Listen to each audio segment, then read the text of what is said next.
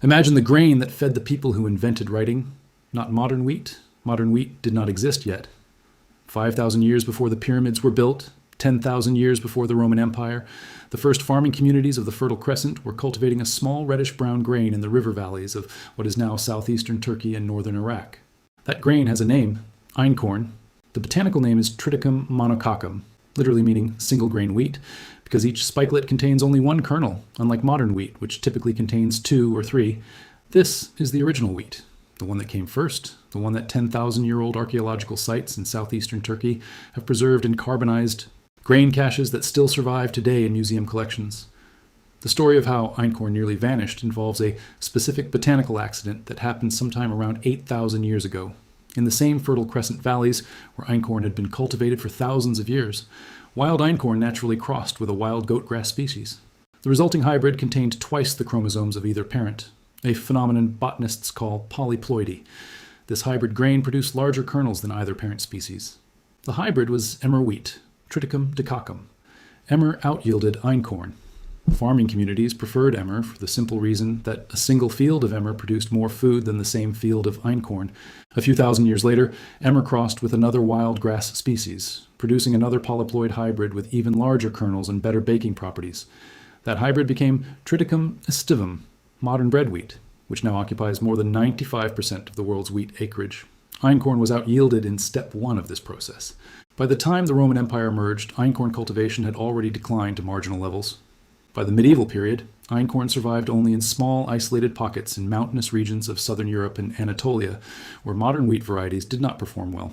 By 1900, Einkorn was essentially extinct in commercial agriculture worldwide. Subscribe if you want more of these stories. What is unusual is what Einkorn actually contains. A 2016 study published in the journal Plant Foods for Human Nutrition analyzed Einkorn alongside modern bread W-heat across multiple nutritional parameters. The findings consistently favored Einkorn. Higher protein content. Einkorn typically contains 18 to 19% protein, compared to modern bread wheat at 11 to 13%. Substantially higher gluten content, the carotenoid responsible for the yellowish color of Einkorn flour and associated with eye health benefits. Higher zinc, iron, and B vitamin concentrations on a per gram basis. Higher levels of certain phenolic antioxidants, including tocopherols and carotenoids. The gluten profile is also fundamentally different. Einkorn has only A genome wheat genetics. Modern bread wheat has A, B, and D genomes from its successive hybridization history. The D genome specifically introduced the gluten proteins that produce the strongest immune reactions in people with non-celiac wheat sensitivity. Multiple small studies have documented that some individuals who cannot tolerate modern wheat can consume Einkorn without the same symptoms. This is not the same thing as celiac disease. For celiac patients, Einkorn still contains gluten and remains unsafe. But for the larger population of people with non-celiac wheat sensitivity, Einkorn appears to offer a meaningful alternative. The revival of Einkorn has been slow but persistent. In Italy, small Tuscan farms began commercial Einkorn production in the 1990s under the name Faro Piccolo, literally small farro. By 2010, Italian Einkorn production had reached commercial scale sufficient to support specialty pasta and bread production across multiple regions. In the United States, Einkorn revival has been concentrated in small operations in Montana, Oregon, Washington, and parts of the upper Midwest. Brands including Jovial Foods and Bluebird Grain Farms have built businesses around heritage Einkorn flour, pasta, and whole grains sold through health food stores and online retailers. A pound of Einkorn flour today costs roughly $6 to $12, compared to $1 to $2 for commercial wheat flour. The premium reflects the lower yield per acre and the labor-intensive harvest and processing.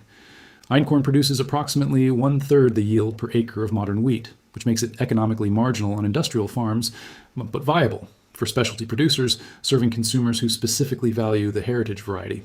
For practical use, Einkorn substitutes for whole wheat flour at roughly a 1-to-1 ratio in most recipes, with some specific adjustments. The flour absorbs less water than modern wheat flour. Most bread and baking recipes work with approximately 15 to 20% less water than the standard wheat version calls for. The gluten structure is weaker. Einkorn breads tend to be denser and more compact than modern wheat breads, with a distinctive nutty, slightly sweet flavor. For pasta applications, Einkorn produces an excellent traditional pasta, similar in texture to whole wheat versions, but with a richer flavor. The whole grains can also be cooked like rice, boiled in salted water until tender, then used as a base for grain bowls, salads, or pilaf preparations. Cooked Einkorn berries have a chewy texture and slightly nutty flavor that pairs well with roasted vegetables, fresh herbs, and olive oil. For someone interested in growing einkorn, the plant tolerates a wide range of conditions but requires patience. Einkorn is typically planted in autumn as a winter wheat, overwintered in the field, and harvested in mid to late summer. The plants reach about 3 to 4 feet tall at maturity and produce the characteristic single-grain spikelets that distinguish the species visually from modern wheat. A small backyard plot can produce enough einkorn to supply a household with whole grain ingredients for several months of the year. There are practical cautions worth knowing. First, einkorn contains gluten. It is not safe for people with celiac disease. The proteins are structurally different from modern wheat gluten, but they remain in the same gluten family and produce the same immune response in celiac patients. For non-celiac wheat sensitivity, trial and observation under medical supervision is the appropriate way to assess individual tolerance. Second, einkorn flour has a shorter shelf life than commercial wheat flour because of its higher oil content. Store einkorn flour in the refrigerator or freezer to prevent the oils from going rancid.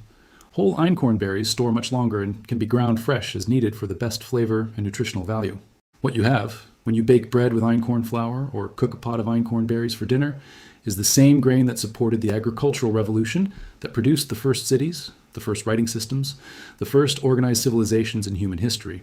The grain that fed Sumer, the grain that fed early Egypt, the grain that fed the people who built Göbekli Tepe.